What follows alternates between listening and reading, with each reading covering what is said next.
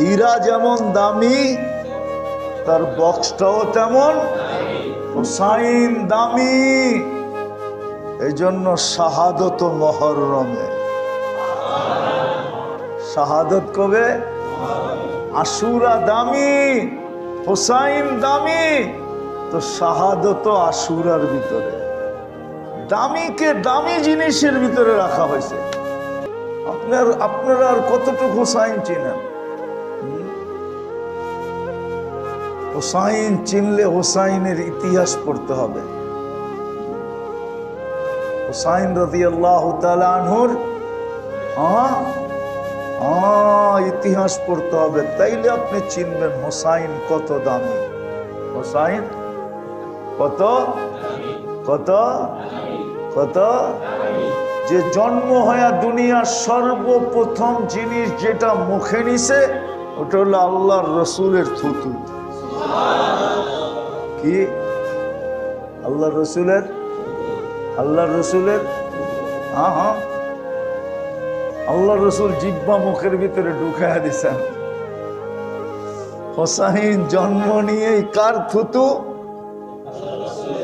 মুহাম্মাদুর থুতু। চিনেন আপনি? আচ্ছা, একটা কাহিনী দিয়ে বুঝাই। লম্বা হইতেছে না তো? বিরক্ত হইতেছেন না তো? মদিনা মুনাওয়ারার একজন ইমাম ছিল, বড় মশহুর ইমাম। উনি যখন মাগরিব এশায় ফজরে কেরাত পড়তেন, তো কেরাত তো জোরে পড়তে হয়, আসিম রহমতুল্লাহ আলাইহি, তো কেরাত তো জোরে পড়তে হয়।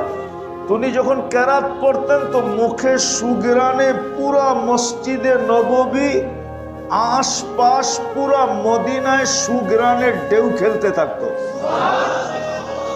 আর যখন বয়ান করতেন তখন মনে হইতো তুফান বেরিতেছে। একদিন মুসল্লিরা যাইতা ধরছে, আসেন এই সুগরান কই পাইলা? এই সুগরান কই পাইলা? তুমি বলে বলার তো ছিল না, কিন্তু তোমরা বাধ্য করতেছো এই জন্য বলতেছি। ওনার পড়া খুব সুন্দর ছিল। তুমি বলে আমি একদিন স্বপ্নে আল্লাহর রসুলকে দেখলাম, শাইখাইনকে নিয়ে আসছেন। শাইখাইন চিনেন? আবু বকর এবং উমর, দুইজনকে বলা হয় সাহাবীদের ভিতরে শাইখাইন, সবচেয়ে উচ্চ মর্যাদাশালী। নিয়ে আয়েশা বলতেছে, আসেম বড় সুন্দর কোরআন পড়ো, একটু পড়ো তো। বলতেছি, ইয়া রাসূলুল্লাহ, আপনার মাথার কাছে দাঁড়াই তো পড়ি। মসজিদে নববীর মেহরাব আর রওজা তো বেশি দূরে না। কি ইমাম সাহেব, বেশি দূরে? কাছে। তো বলছে, না পড়ো। তো উনি কোরআন শুনাইতেছিলেন। কোরআন যখন শেষ শোনানো, তো আল্লাহ রসুল বলছে, হা করো। হা করছে, তো আল্লাহ রসুল স্বপ্নের ভিতরে লোয়াব নিয়া, থুতু নিয়া ওনার জিব্বায় মাইখা দিছেন। ওই দিন থেকে সুগরান শুরু। স্বপ্নের যদি এরকম হয়, তাহলে জীবিত দশায় জন্ম নেওয়ার সাথে সাথে যার মুখে আল্লাহর রসুলের জবান, তারটা কিরকম? আরেকটা শোনাবো। আনাস ইবনে মালিক রাদিয়াল্লাহু তাআলা আনহু বসরায় জুমা পড়াইতেন, কিন্তু উনি বসরায় থাকতেন না, থাকতেন শহরের বাহিরে। যখন জুমার দিন উনি বসরায় ঢুকতেন, তো সারা বসরাবাসী বলতে পারতো যে আনাস ইবনে মালিক বসরায় ঢুকে গেছে। বলবেন, এটা আবার কি করে সম্ভব? কেননা ওয়েদার বইলা দিত। উনি যখন ঢুকতেন পুরো বসরার ওয়েদার সুগ্রানে মোহিত হইত। একদিন সবাই জিজ্ঞাসা করছে, আনাস তুমি এই সুগ্রান কই পাইছো? আমাদের ওয়েদারকে পর্যন্ত সুগ্রান বানায় দেয়। তো বলছে, আমি 10 বছর আল্লাহর রসুলের খেদমত করছি। কত? গরমের দিনে যখন আল্লাহর রসুল থেকে ঘাম বাহির হইতো, তো আমি পড়ায় সময় ওই ঘাম শিশিতে জমা করতাম। ওটা আমার কাছে রাখা আছে। জুমার দিন শরীরে মাইখা আসি, মাইখা। হাসান রাদিয়াল্লাহু তাআলা আনহু যখন জন্ম নেয়, উনি বড় ভাই, তা আল্লাহ রসুল জিজ্ঞাসা করছে, আলী কি নাম রাখছো? আলী রাদিয়াল্লাহু তাআলা আনহুর একটা নাম পছন্দ ছিল, হরব।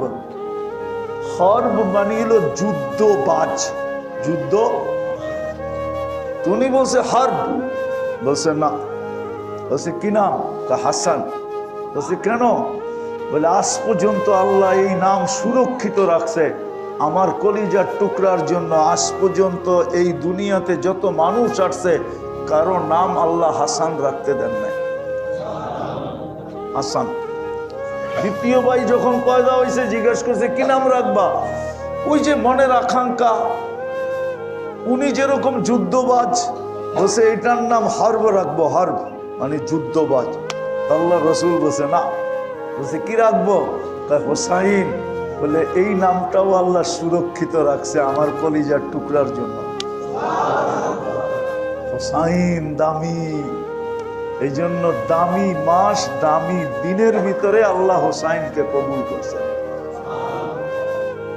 এই জন্য আসেন এই মাসটাকে কাজে লাগাই, বড় বড় গুনাহ মাফ।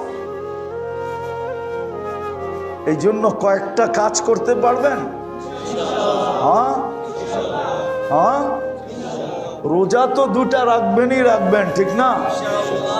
কাল পরশু, বৃহস্পতি শুক্র, অথবা শুক্র শনি।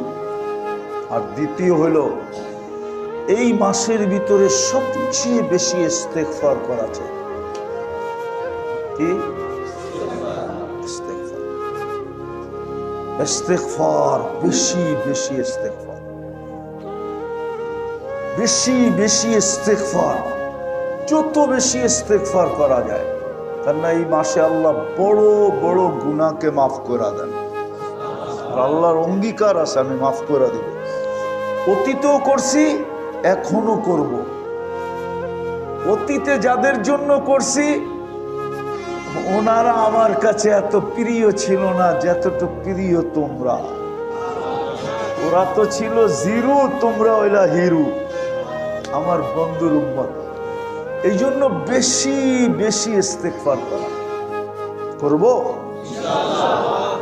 মনে থাকবে। তৃতীয় হলো এই মাসে বেশি বেশি আল্লাহর কাছে দোয়া করা। বিপদ থাকলে বিপদের মুক্তির দোয়া চাওয়া, অসুস্থ থাকলে অসুস্থতার মুক্তির দোয়া চাওয়া, প্রয়োজন থাকলে প্রয়োজনের দোয়া চাওয়া। এই জন্য কিতাবে আছে, কিতাবে আছে শুধু 1 বছরের গুনাহ মাফ হবে না, যে আশুরার দিন সমর্থ অনুযায়ী, নিজের জ্যাবের ওজন অনুযায়ী। জ্যাবের ওজন বোঝেন? জ্যাবের ওজন মনে হয় বোঝেন না, ঠিক না? কি সমর্থ, জ্যাবে যেই কয়টা টাকা আছে, আপনার সমর্থে যতটুকু আছে, যে পরিবার পরিজনের উপরে খরচ করবে, ওই দিন মন খোলা গরিব মিসকিনকে দিবে। প্রয়োজন যাদের আছে তাদের দিকে হাত বাড়াবে, সাহায্যের হাত। অনাথদেরকে দিবে। 1 বছরের বরকত দেওয়ার গ্যারান্টি আছে। বছরের গুনাহ মাফ, কয় বছরের বরকত? 1 বছর। আর কি চান? এই জন্য পায়ে হাত দিয়া বলি, চলেন। রাত্র তো হয়েই গেল বৃহস্পতিবারের, আজকে কিন্তু গেছে, কালকে আশুরা সৌদি আরবে। 10 তারিখের রাত শুরু হয়ে গেছে সৌদি আরবে, আমাদের শুরু হবে পরের দিন। আসেন আল্লাহর কাছে আজকে তওবা করি। আর কমসে কম, আমি তো বলি, আপনাদের এখানে বলি না, সারা বাংলাদেশে চিৎকার দিয়া বলি, হায় আমার জাতি যদি 4 মাস গুনাহ না করত, মুসলমান যদি 4 মাসের ইজ্জত রাখত, 4 মাসের রজব, জিকাদা, জিলহজ্জা, মুহররম, 4টা মাসের যদি ইজ্জত রাখত, তাহলে আজকে মুসলমান মাথার মুকুট ছিল, মাথার মুকুটই থাকতো। আনতুমুল আলাউনা, আমরা সবার উপরে থাকতাম। আজকে মুসলমান পায়ের ফুটবল হতো না, যার মনে চায় সেই লাথি দেয়। যার মুখে শোভা পায় না সেও মুসলমানদের বিরুদ্ধে বলে। যার মুখে যার মুখে শোভা পায় না সেও কি বিরুদ্ধে বলতে থাকে। দেখেন আপনি, কারো মুখে তো শোভা পায়, পুরো একটা রাষ্ট্রের প্রধান হয়তো বলতে পারে, সামান্য একজন প্রদেশের প্রধান সেও বলে। ইঙ্গিত মুঙ্গিত বানায় বোঝেন টোঝেন না, ঠিক না? যার মুখে শোভা পায় না সেও বলে। কেন? আবার দূরে দূরে বলে তো বলে, আবার আমাগো কোলের ভিতরে বসেও বলে, ঠিক না? আবার অন্যে বলে তো বলে, আবার আমাদের দেশ, আমাদের নিজের মানুষরাও মনে হয় যে গাঞ্জা খায়া বলে। নাইলে ওর মাথা নষ্ট হইব কেন? ও ইসলামের বিরুদ্ধে কেন বলবে? ও নিজেও তো মুসলমান, ঠিক না? কথাটা মনে হয় বেশি শক্ত হয়ে গেল, ঠিক না? আবার মিডিয়া চলে যাবে, না জানি কাল সকালে আমার বাড়িতে যে একে উঠে। অথচ ও জানে মরে গেলে ওকে জানাজা দিবে, ও জানে মরে গেলে ওকে কবরে নামানো হবে, জানে মরে গেলে জাতির কাছে দোয়া চাইতে হবে, যে সবাই দোয়া করেন আল্লাহ যেন মাফ করে দেয়। ও বলে কোথায় যাব? এই জন্য সবার কাছে আসেন, আজকে আল্লাহর কাছে তওবা করি। আল্লাহ আমাদেরকে বড় ভালোবাসেন, নাইলে কালকে কিন্তু পস্তাইতে হবে।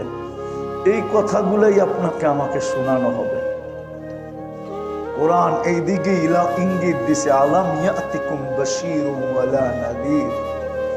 তোমাদের কি হাতে পায়ে ধরে বুঝানো হয় না? ওই দিন স্বীকারোক্তি দিতে হবে, পালা। ওই দিন বলবো হ্যাঁ শোনানো হয়েছে, আফসোস হবে, আফসোস। আজকে যেরকম মানতে চাই না, আমি বলি তাও কেউ মানতে চায় না। আমি বললে আরো উল্টা পাল্টা বলে, যে কই পাইলো, কোন জায়গায় পাইলো।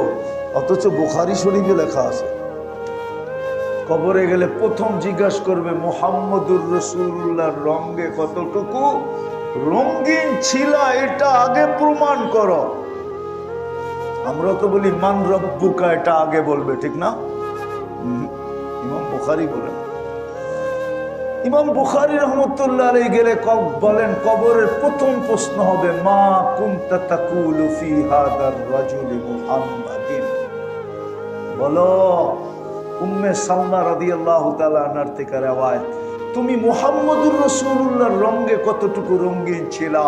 যেই বন্ধুর উম্মত বানায়া তোমাকে আমি এত ভালোবাসা দিছিলাম, তোমাকে এত কিছু দিছিলাম, এত ইজ্জত দিছিলাম, এত সম্মান দিছিলাম, এত সুযোগ দিছিলাম, এত অ্যাবিলিটি দিছিলাম, এত এত এত এত এত দিছিলাম, যে আমি রাত্রে চলে যেতাম তোমাকে ডাইকা ডাইকা গুনাহ মাফ করার জন্য।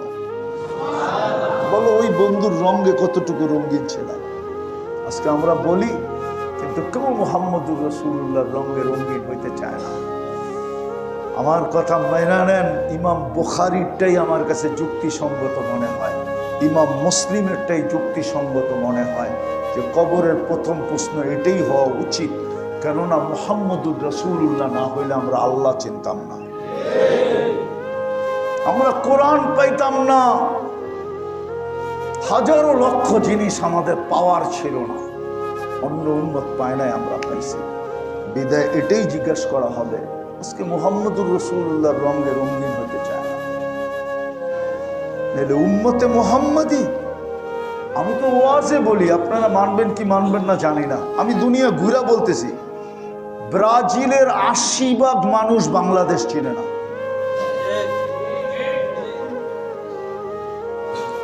আমি 80 ভাগ বলছি, 90 ভাগ বলি না। উনি মানতে চায় না। কিছু শিক্ষিত লোক ছাড়া সারা ব্রাজিলে 550 বাংলাদেশি নাই। আমার চেয়ে বেশি দুনিয়ার ইতিহাস জানেন না আপনারা। আর্জেন্টিনায়, পুরো আর্জেন্টিনায় 100 বাংলাদেশি কেউ বের করে দিতে পারবে না।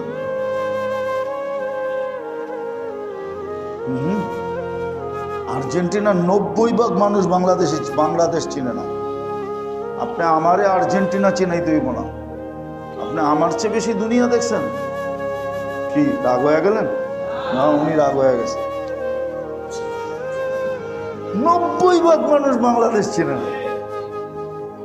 কিছু শিক্ষিত সরকারি লোক বাংলাদেশ চিনে, পাবলিক ওগো বাংলাদেশ চিনারই সময় নেই। ওরা কোত্থেকে চিনবো বাংলাদেশ কি?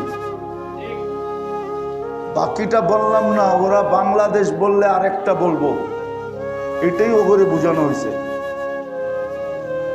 আর আমাদের দেশে দেখেন পাগল কিরকম। যুবক, তুই মোহাম্মদুর রসুল্লাহর তরিকা ছেড়ে যায়, কিয়ামতের দিন তোর জন্য আর্জেন্টিনা কানবে, ঠিক না? না কে কানবে? কে কানবে? কে উম্মতি উম্মতি বলে চিৎকার দিবে। আর তুই কস আর্জেন্টিনা, তুই কস ব্রাজিল। এই পর্যন্ত ডজনের উপরে বাংলাদেশে মরে গেল ঝগড়ায়। মিডিয়ায় আসে নাই, মিডিয়ায় আসে না। আমি ওই দিন এক জায়গায় ওয়াজ করতে গেছি, বলছে হুজুর আমাদের এখানে একজন মারা গেছে পতাকা লাগাইতে যায় ছাদের থেকে পড়া, জখমি হয়েছে শত শত। এই পর্যন্ত ঘরের ভিতরে ঝগড়া, ঘরের ভিতরে। তওবা তওবা, এই উম্মত ভূমিকম্প আসবে না তো কি আসবে? 1 মাসের ভিতরে 4 বার ভূমিকম্প। এখনো তো মাস শেষ হয় না। আজকে কয় তারিখ দেখেন? আজকে রাত্রে এনি দেখেন, কালকে রাত্রে হয় কিনা দেখেন, পরশুদিন হয় কিনা। এখন তো ছোট ছোট হইতেছে। আমার তো মন চায় মাঝে মাঝে যে আল্লাহ আমাগরে সহনিয়ে আনেন, কোনো আপত্তি নেই, উল্টায় দেন। যাদেরকে আপনি পালতেছেন, উম্মতে মুহাম্মদী বানাইলেন, ওদেরই অবস্থা। বুঝতাম বাচ্চাদের অবস্থা, যুবক বাচ্চা ওরা করে, কিন্তু ওদের মাঝে যখন বয়স্কদেরকে দেখি তো আরো মাথা নষ্ট হয়ে যায়। কিরে বয়স্ক নাই? কি আমরা তো প্রতিদিন প্রোগ্রাম করি, প্রতিদিন। গ্রামগঞ্জের এরকম কোনো হাট নাই, বাজার নাই যেখানে প্রজেক্টর না আছে। পুরো বড় প্রজেক্টর, পর্দা দিয়া প্রজেক্টর বানাইছে। ওইদিন গেছিলাম আমি মাদারীপুর, শরীয়তপুর। মনে চাইছে আল্লাহ আমার গাড়ি সহ মাটির নিচে যাক, চলে গেল, আপত্তি নেই। এটা তো দেখতে হবে না। ওই ইয়া লাইতানি মিত্তু ক্বাবলা হাদা ওয়া কুনতু নাসিয়াম মানসিয়া, এই দৃশ্য দেখার আগে আমাদের মৌত হয়ে গেলে ভালো হতো। আমরা তো দেখতাম না এই দৃশ্য, যে বাজারে, হাটে ঘাটে, বাজারে, চৌরাস্তায়, গলিতে গলিতে প্রজেক্টর, এরকম জোরে চিৎকার। প্রথম যেদিন খেলা হয়েছে ওদিন আমি ঘুমায়াছিলাম। হঠাৎ, আমি হার্টের রোগী, আমি চিৎকারের চোটে ঘুমের থেকে লাফ দিয়ে বসি। আমার বাসার সামনেই আছে ক্লাব। চিৎকারের চোটে আমি ঘুমের থেকে লাফ দিয়ে উঠছি। গড়ালি ধরছে, কি হয়েছে বুঝছে মনে আমি কোনো বেশি অসুস্থ হয়ে গেছি কিনা। অথচ এসি চলতেছিল, সব বন্ধ ছিল। চিৎকারে আমি উঠে গেছি, খুইলা দেখি খেলা। বলেন ওই সময় দোয়া করতে মন চায় না? বদদোয়া। কিন্তু কর্মকার জন্য করলে তো আমারটা আমার মাথায় পড়বে। উপর দিকে থুতু দিলে নিজের মুখে থুতু পড়ে। কার জন্য করব? এই জন্য পায়ে হাত দিয়া বলি, আসেন আজকে তওবা করি। মুহররমের আজকে আশুরার রাত্র, সৌদি আরবে, আমাদের দেশে না হোক, সৌদি দুনিয়াতে তো আজকে আশুরার রাত্র। করবেন তওবা, রাখবেন রোজা, চাইবেন বেশি বেশি মাফ, করবেন আল্লাহর কাছে দোয়া। 10 তারিখে করবেন পরিবার পরিজন গরিবদের উপরে দান, সাধ্য অনুযায়ী করবেন তো ইনশাআল্লাহ, পাক্কা। আল্লাহ আমল করার তৌফিক দান করেন। ওমা আলাইনা ইল্লাল বালাগ। দুআ লাকাল হামদ কামা ইয়ানবাগি লিজালালি ওয়াজহিক ওয়া আযীম সুলতান।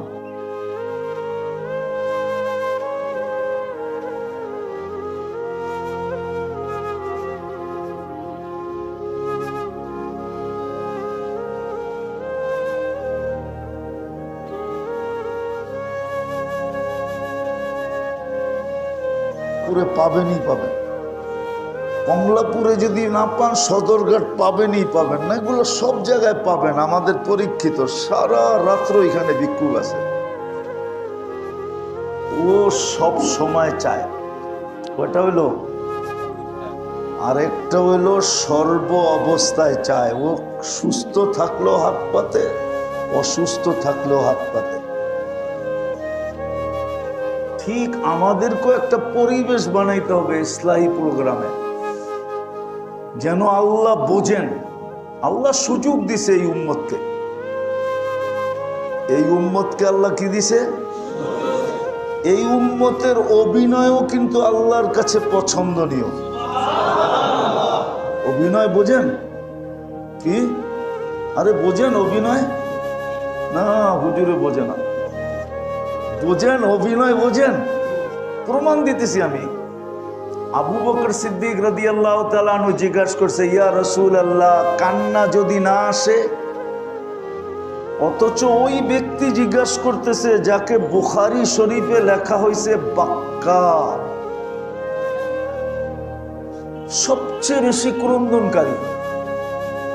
আল্লাহর রাসূল যখন বলছে অসুস্থ অবস্থায়, মুরু আবা বকরিন আইয়ুসাল্লি বিন নাস, আবু বকরকে বলো মানুষকে যেন নামাজ পড়ায়। আম্মা জান আয়েশা রাদিয়াল্লাহু তাআলা আনহা বলছে, আর লোক খুঁজা পান নাই, উনি তো আপনার মুসল্লায় দাঁড়ায় কানতে কানতেই শেষ হয়ে যাবে, নামাজ কোত্থেকে পড়াবে? রাজুলান বাক্কা। ওমর রাদিয়াল্লাহু তাআলা আনহুকে বলেন নামাজ পড়াইতে, আমার বাপ সারাদিন কান্দে। উনি জিজ্ঞাসা করতেছেন কান্না না আসলে কি করব? কুরবান যাও আবু বকরের উপরে। উনি জিজ্ঞাসা না করলে আমরা এটা পাইতাম না। তা আল্লাহর রাসূলকে আল্লাহ কানে কানে বলে দিছে, বলে দেন প্রশ্নকারী তো আবু বকর। কে? কে? যাকে আল্লাহ জিজ্ঞাসা করছে আপনি আমার উপরে নারাজ তো না? কি জিজ্ঞাসা করে নাই? না মনে হয় ভুল বলতেছি।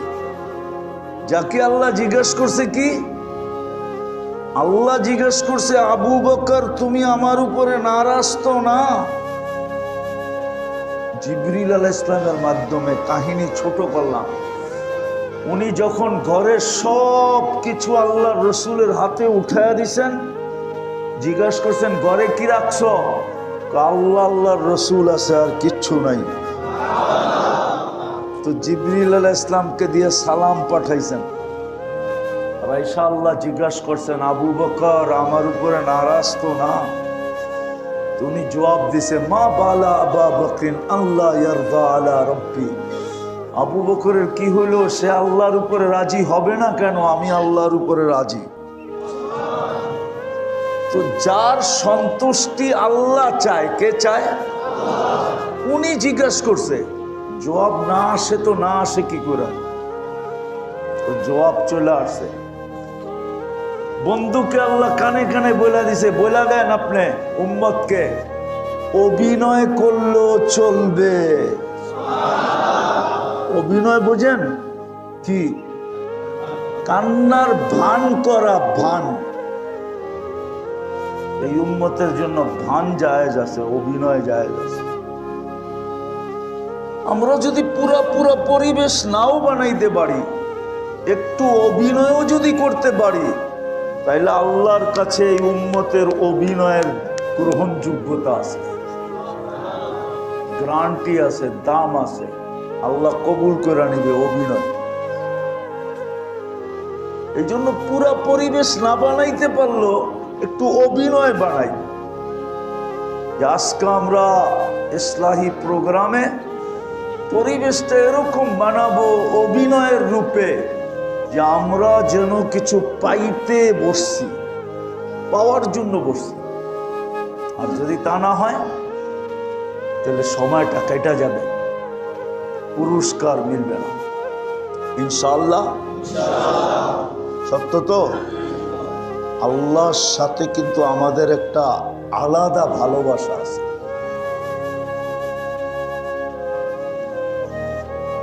সমস্ত সৃষ্টির সাথে আল্লাহর যতটুকু ভালোবাসা, এর চেয়ে কোটি গুণ ভালোবাসা বেশি মানুষের সাথে। আবার মানুষের সাথে যতটুকু ভালোবাসা, এর চেয়ে কোটি কোটি গুণ বেশি ভালোবাসা উম্মতে মুহাম্মদীর সাথে। যদি উম্মতে মুহাম্মদীর সাথে ভালোবাসা না হইতো, তাহলে আল্লাহ আমাদেরকে খায়রে উম্মত কেন বলতো? এই সার্টিফিকেট আমাদেরকে কে দিছে? হ্যাঁ, দুনিয়ায় তো মানুষের কোন ইউনিভার্সিটির সার্টিফিকেট পায় খুশিতে আত্মহারা হয়ে যায়। আমরা সার্টিফিকেট কে দিছে আমাদেরকে? খায়রে উম্মতের সার্টিফিকেট আছে আমাদের কাছে। সার্টিফিকেট কে লিখে দিছে? কোথায় লেখা আছে? কোরআনে, কুনতুম খায়রা উম্মাহ। বোঝা গেল আমাদের সাথে কোটি গুণ বেশি ভালোবাসা। কসম খোদা, শুধু একটা সার্টিফিকেট দেন না, আরো অনেকগুলো দিয়েছেন। আরো একটা সার্টিফিকেট বলি, আরো একটা সার্টিফিকেট দিয়েছেন আল্লাহ আমাদেরকে। ওয়াজতাবাকুম ওয়ামা জাআলা আলাইকুম ফিদ-দীনি মিন হারাজ। ওয়াজতাবাকুম, আল্লাহ এই উম্মতকে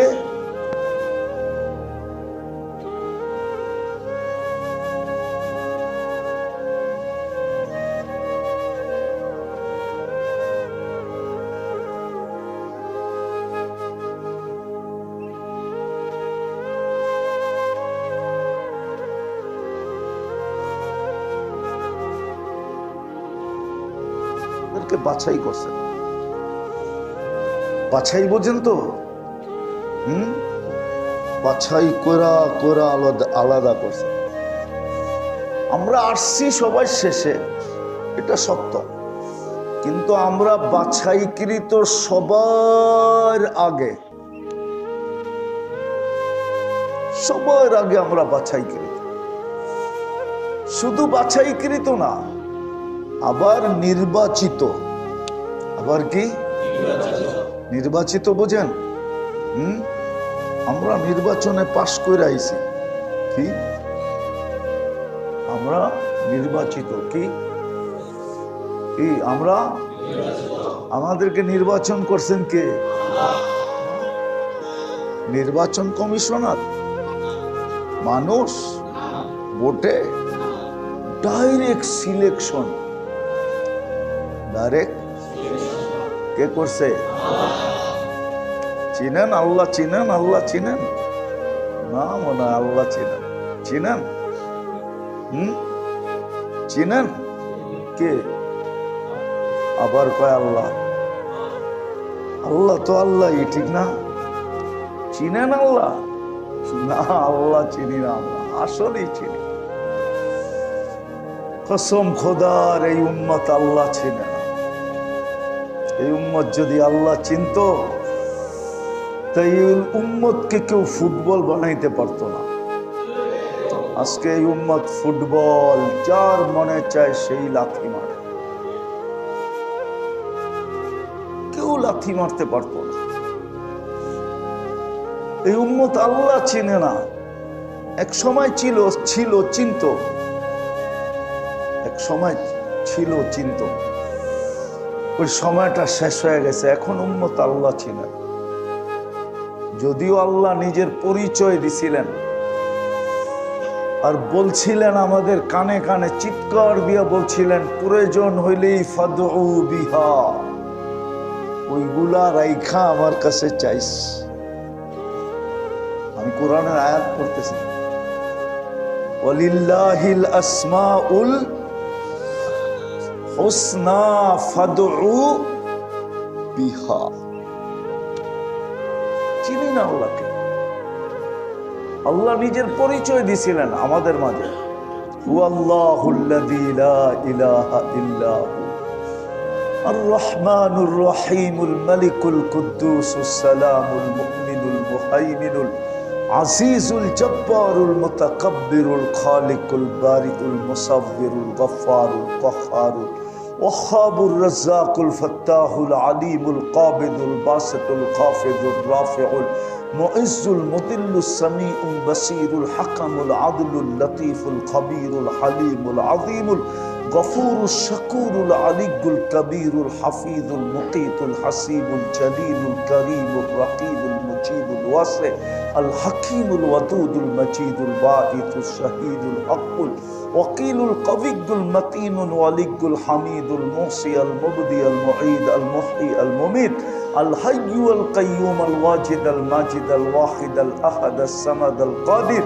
আল মুক্তাদির আল মুকদ্দম আল মুআখ্খার আল আউয়াল ওয়াল আখির আল যাহির ওয়াল বাতিন আল ওয়ালি আল মুতাওয়ালি আল বাররু তাওয়াব আল মুনতাকিম আল আফু আর রউফ মালিক আল মুলক যাল জালালি ওয়াল ইকরাম আল মুকসিত ওয়াল জামি ওয়াল গানি ওয়াল মুগনি আল মানি আদ দার আল নাফি আন নূর আল হাদি আল বদি ওয়াল বাকি আল ওয়ারিস ওয়াল রশিদ আস সাবুর জাল্লে জালালু 99 পদের মালিক যিনি, উনি হলেন আল্লাহ।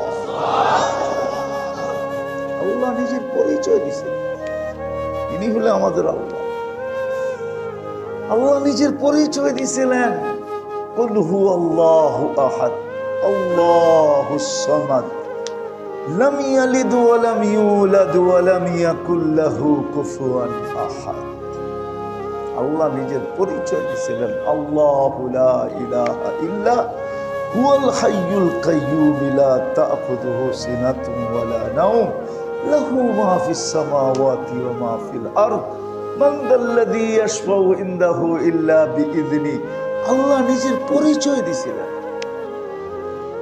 উনি আমাদের আল্লাহ, উনি আমাদেরকে সিলেকশন করেছিলেন, উনারই বাছাইকৃত আমরা, উনারই সিলেকশন কৃত আমরা। এখানেই শেষ না, উনি আমাদেরকে নিজের জন্য নির্বাচিত করছেন। কার জন্য? কার জন্য? নিজের জন্য। মানে আল্লাহ আমাদেরকে নির্বাচিত করছেন আল্লাহর জন্য। কোরআনে ইঙ্গিত আছে, সুহাদা আলান নাস, কিয়ামতের দিন আমরা সব আল্লাহর পক্ষে যা দাঁড়াবো। তার পক্ষে, তার পক্ষে, আল্লাহর পক্ষে, সুহাদা আলান নাস। আল্লাহ আমাদেরকে নির্বাচিত করছিলেন নিজের পক্ষে নেওয়ার জন্য, আর বন্ধুকে পাঠায় দিয়েছেন আমাদের পক্ষ নেওয়ার জন্য। রাসূলু শাহীদান আলাইকুম, রাসূল আমার বন্ধু তোমাদের পক্ষে আর তোমরা আমার পক্ষে।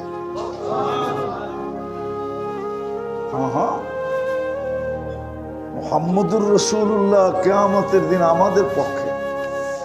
এই জন্য তো ১.৫ লক্ষ নবী কিয়ামতের দিন নাফসি নাফসি বলবে, ফেরেশতারাও বলবে সাল্লিম সাল্লিম, জিবরিল আলাইহিস সালামও চিৎকার দিবে রব্বি সাল্লিম সাল্লিম, রব শান্তি শান্তি শান্তি, আমাদেরকে বাঁচান আমাদেরকে বাঁচান।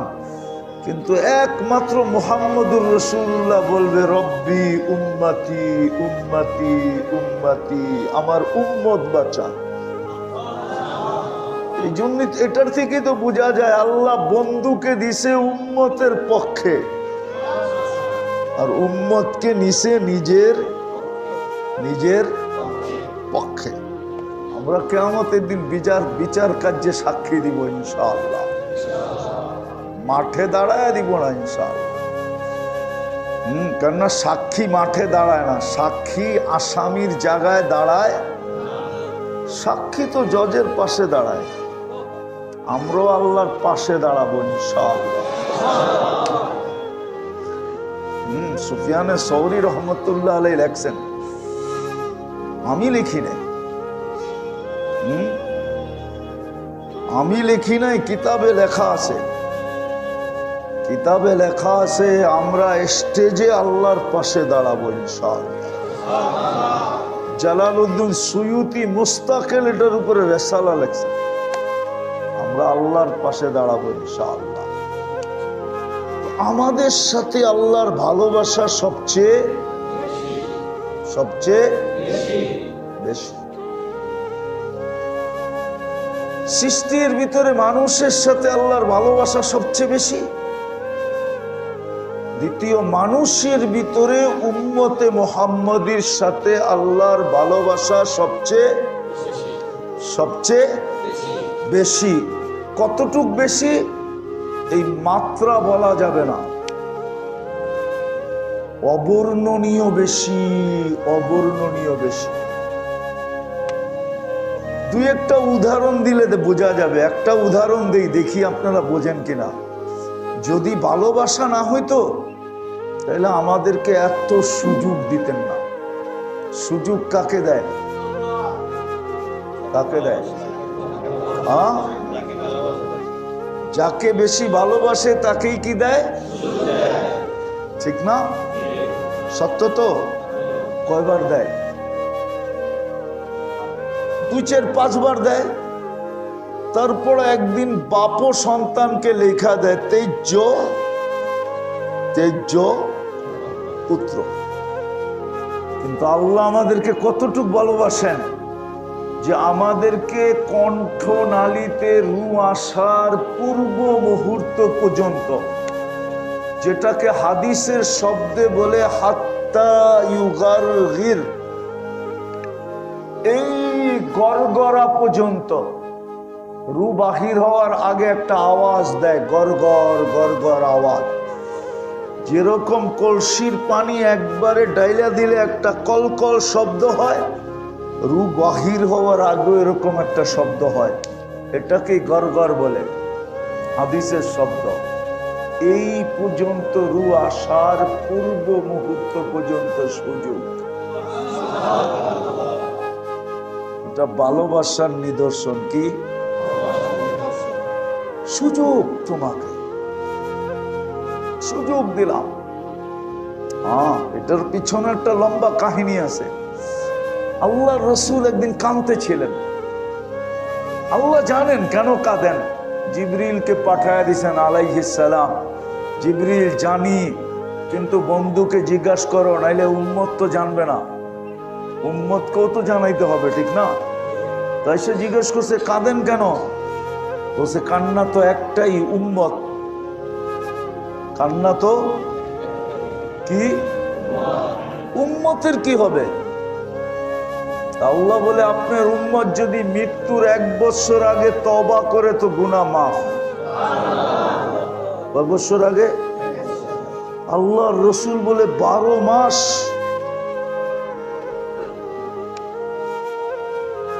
মাস 30 আর 29 মিলাইলে হয় 356 দিন। আমার উম্মত এত আগে তওবা করতে পারবে না। আবার কান্না বেড়ে গেছে। তো জিবরিল আলাইহিস সালাম দ্বিতীয়বার বলছে 1 মাস। তো বলছে 30-29 দিন পারবে না। আরো কান্না বেড়ে গেছে। বলছে যদি 1 সপ্তাহ আগেও তওবা করে কবুল। তো বলছে 1 সপ্তাহ 7 দিন পারবে না। কান্না বেড়ে গেছে। আল্লাহ জোশে আইসা বলছে হাত্তা ইউগারগির, কণ্ঠনালীতে রু আসার পূর্ব মুহূর্ত যদি তওবা করে তো মাফ।